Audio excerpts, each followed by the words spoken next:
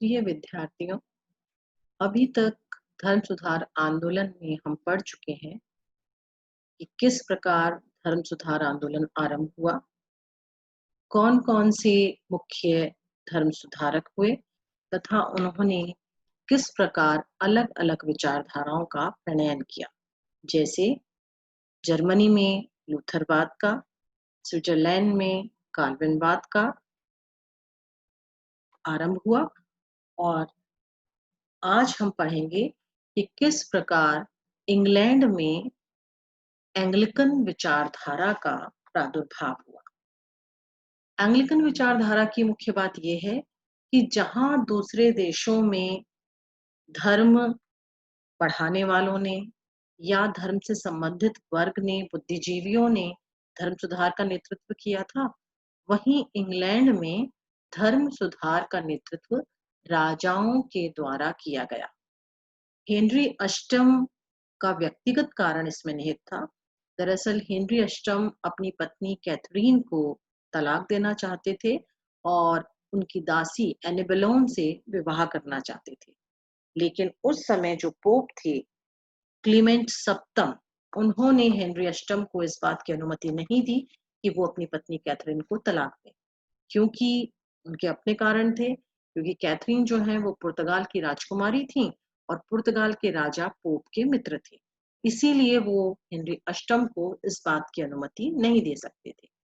लेकिन हेनरी अष्टम ने संसद में एक्ट ऑफ सुप्रीमेसी यानी सर्वोच्चता का अधिनियम पारित करवाया, जिसके द्वारा जो इंग्लैंड का चर्च था, आंग्ल चर्च, उसका कैथोलिक चर्च से संबंध विच्छेद हो गया और इंग्लैंड के शासक को चर्च का सर्वोच्च अधिकारी मान लिया गया।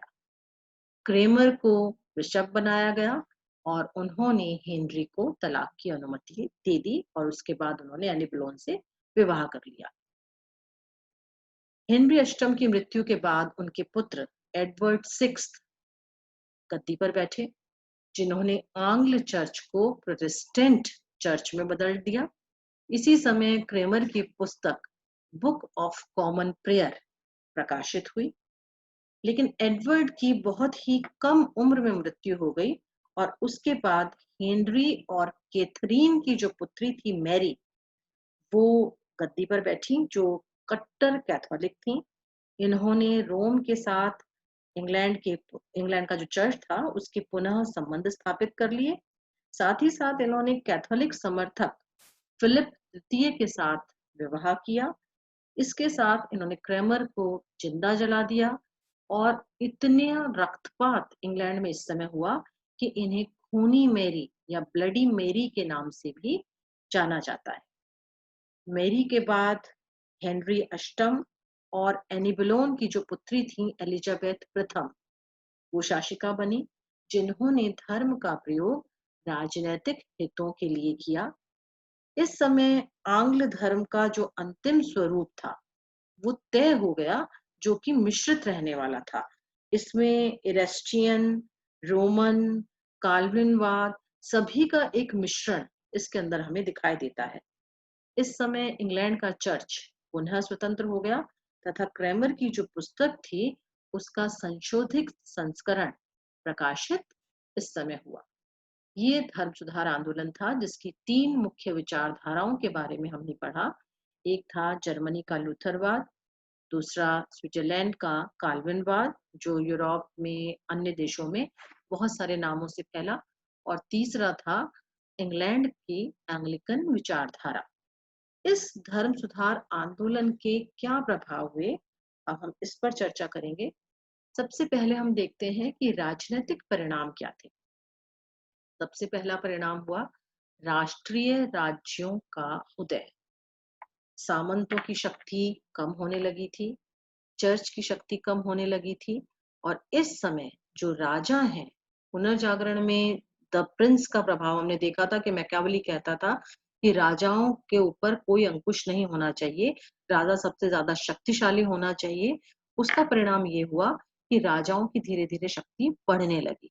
दूसरी चीज कि इस समय व्यापार वाणिज्य का भी बहुत ज्यादा बढ़ोतरी हो रही थी उसमें, तो व्यापारियों ने भी राजा का समर्थन किया, क्योंकि सामंत और चर्च वो दोनों शक्तियां उनका अहित करने वाली थी।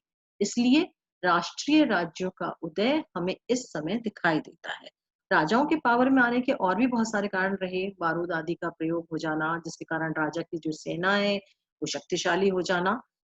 लेकिन ये परिणाम धर्म सुधार आंदोलन के कारण हमें और भी प्रमुख रूप से दिखाई देता है। दूसरा परिणाम हुआ, पोप की सर्वोच्चता खत्म हो गई। अभी तक पोप का राजनीति पे पूरा पूरा दखल रहता था, लेकिन धर्म सुधार आंदोलन के बाद जब ये स्वीकार कर लिया गया कि भाई पोप जो है वो ईश्वर की अनुकृति नहीं है, प्रोटेस्टेंट वादियों ने तो मान ही लिया कि पोप और पादरी की व्याख्या भी आवश्यक नहीं है, पोप भी गलती कर सकता है। तो ऐसे में जो पोप की सर्वोच्चता बनी हुई थी वो खत्म हो गई। तीसरी चीज, राष्ट्रवाद की भावना का उदय हुआ। बाइबल जो है वो तक लोक भाषाओं में अनुवादित होने लगी। काल्विन ने फ्रेंच में की, जर्मन में लूथर ने की। इस तरीके और भी क्षेत्रीय भाषाओं के अंदर बाइबल का अनुवाद हुआ, जिससे उस क्षेत्र विशेष से लोगों का लगाव होने लगा। हम जर्मन हैं, हम जर्मन बाइबल पढ़ेंगे। इस तरीके से राष्ट्रवाद की जो भावना है वो हमें दिखाई देती है। साथ ही साथ धर्म निरपेक्षता का उदय हुआ। अभी तक केवल कैथोलिक धर्म था, इसलिए कैथोलिक धर्म का जरा भी विरोध करता था, कोई दूसरी कोई विचारधारा प्रकट करता था तो उसको मरवा दिया जाता था। जैसे खुद हमने देखा का जो है सेवनरोला आदि, उन सबको जिंदा जला दिया गया था। लेकिन अब चूंकि बहुत सारी विचारधाराएं पनप गई यूरोप में, तो धर्म निरपेक्षता हो गई। किसी एक धर्म के प्रति ही लोग जो है वो समर्पित नहीं रहे। बहुत सारे धर्म हो गए थे जिनका कारण उनमें धर्म निरपेक्षता आई। इसके बाद सामाजिक परिणाम में हम देखते हैं, सबसे पहले व्यक्तिगत स्वतंत्रता का विकास हुआ। क्योंकि अभी तक क्या हो रहा था, व्यक्ति शारीरिक और मानसिक दोनों ही रूपों में चर्च के अधीन था, धर्म के अधीन था। लेकिन अब उसे स्वतंत्रता मिल गई कि वो जैसा चाहे, उसकी जिस प्रकार की रुचि हो उस प्रकार के कार्य कर सकता है, उस प्रकार से अपनी भावनाओं को व्यक्त कर सकता है इत्यादि। विवाह की अवधारणा भी प्रभावित हुई। पादरी वर्ग को विवाह की अनुमति मिल गई थी यहाँ पे। इसके अतिरिक्त व्यक्तिवाद का सिद्धांत मजबूत हुआ कि जो व्यक्ति है वो विशिष्ट है और व्यक्ति के लिए सब कुछ होना चाहिए, उसका हित उसका अनहित वो इम्पोर्टेंट है, उसका अपना महत्व है, उसकी रुचियों का उसकी भावनाओं का सबका अपना महत्व है और व्यक्ति के उत्थान के लिए उसे कार्य करना चाहिए। इसके अतिरिक्त नैतिक अनुशासन, ये बात भी हमें जितनी भी विचारधाराएं हैं धर्म सुधार आंदोलन की, उसमें ये बात भी दिखाई देती है। और चर्च जो है उसमें भी नैतिकता की बात आने लगी कि पादरियों को, जनसामान्य को ही नहीं लेकिन जो पादरी वर्ग है, जो धर्माधिकारी वर्ग है, उसे भी नैतिक अनुशासन में रहना चाहिए। कुछ आर्थिक परिणाम भी हुए। सबसे पहला आर्थिक विकास, क्योंकि अब व्यापारियों पर धर्म की रोक टोक नहीं रही, इसलिए व्यापार में, शिल्प में जितने भी कार्य थे, अर्थ कार्य, उन सभी में हमें विकास दिखाई देता है। वणिकवाद का उद्भव, जो वाणिज्य है, कॉमर्स है, एक देश का दूसरे देश के साथ व्यापार होना, ये सब लाना, इसका भी उद्भव हमें दिखाई देता है। क्योंकि भौगोलिक खोजें हुई और बहुत सारी यात्राएं हुई, नए नए बाजार खोजे गए, नए नए कच्चे माल के स्थान को ले खोजे गए, जिससे वणिकवाद का उद्भव हुआ। और तीसरी चीज हमें दिखाई देती है जो इन व्यापार से ही जुड़ी हुई है, पूंजीवाद का उदय होने लगा। इसके बाद धार्मिक परिणाम बहुत महत्वपूर्ण है। सबसे पहला रहा, रूढ़ियों पर, अंधविश्वास पर आघात हुआ। अब चर्च ये कहता है या पादरी जी ये कहते हैं, हर उस बात को ज्यों का त्यों नहीं मान लिया गया। क्योंकि अब हर व्यक्ति के हाथ में बाइबल आ सकती थी, हर व्यक्ति स्वयं पढ़ सकता था, देख सकता था वास्तविकता क्या है। इसलिए जो पुरानी रूढ़ियां चली आ रही थी, जो अंधविश्वास चले आ रहे थे कि यही सच्चाई है, उस चीज पर अब स्वीकार नहीं हुआ।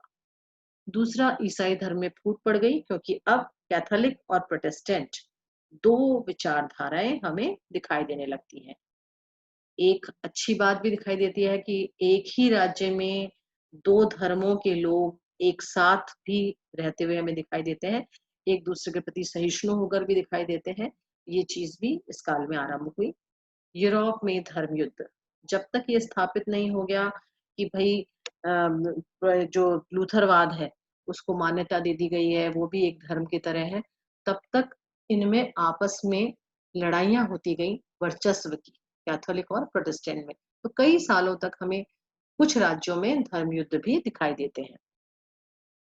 पांचवा परिणाम हुआ कि मनुष्य के जीवन में अब धर्म का दखल कम हो गया, क्योंकि ये स्थापित हो गया कि मनुष्य स्वयं यदि प्रयास करे, श्रद्धा रखे, सही कर्म करे, तो स्वयं ही मुक्ति प्राप्त कर सकता है, स्वयं पवित्र बाइबल से मार्गदर्शन ले सकता है और मुक्ति प्राप्त कर सकता है। तो अब पोप का या पादरियों का जो दखल था मनुष्य के ऊपर, वो थोड़ा कम हो गया। एक सबसे महत्वपूर्ण परिणाम निकला कि प्रति धर्म सुधार आंदोलन आरंभ हुआ। इसके बारे में हम अगली कक्षा के अंदर डिटेल में पढ़ेंगे। यहाँ हम इसके बारे में छोटी सी चर्चा कर लेते हैं। धर्म सुधार आंदोलन में हमने पढ़ा है कि कैथोलिक धर्म में जो बुराइयां आई, उनके विरोध में जो आवाज उठाई गई, उसने प्रोटेस्टेंट आंदोलन का रूप ग्रहण कर लिया। लेकिन जब प्रोटेस्टेंट आंदोलन धीरे धीरे बढ़ने लगा, बहुत सारे लोग प्रोटेस्टेंट बनने लगे, तो स्वयं कैथोलिक धर्म को लगा कि मुझे खुद ही अपने अंदर सुधार कर लेना चाहिए। तो कैथोलिक धर्म स्वयं ही जो अपने अंदर सुधार करता है, उसे ही प्रतिवादी धर्म सुधार आंदोलन कहा जाता है, जिसके बारे में हम विस्तृत रूप में आगे चर्चा करें। फिर अन्य परिणाम क्या हुए? बौद्धिक प्रवृत्ति हमें पल्लवित, मतलब बौद्धिक प्रवृत्ति जो है वो हमें पल्लवित होती हुई दिखाई देती है, क्योंकि तर्क, बुद्धि, विवेक आदि इसके अंदर हमें मिलते हैं। प्रश्न उठाए जाते हैं, चर्च की बात को ज्यों का त्यों स्वीकार नहीं किया जाता। तो बुद्धिजीवी वर्ग जो है वो अलग अलग तरीके से जो चर्च की मान्यताएं हैं उनके ऊपर चर्चा करने लगते हैं, उनके ऊपर बात करने लगते हैं। एरास्मस ने प्रेज ऑफ फॉली पुनर्जागरण के पीरियड में लिखी थी, जिसमें उन्होंने धर्म के बारे में ही चर्चा की थी। तो वो तो स्टार्टिंग ही थी, उसके बाद धीरे धीरे ये चीज बढ़ती चली जाती है। इसके बाद दूसरी चीज दिखाई देती है संविधानवाद, ज्ञानार्जन व क्षेत्रीय भाषाओं का विकास। बहुत सारी भाषाओं के अंदर बाइबल लिखी जा रही है, ज्ञान प्राप्त करने की कोशिशें की जा रही हैं, संविधान को महत्व दिया जा रहा है। जैसा आपने देखा, एक्ट ऑफ सुप्रीमेसी से संविधान के अंदर ही एक नियम पारित कर दिया गया और चर्च को बदल लिया गया।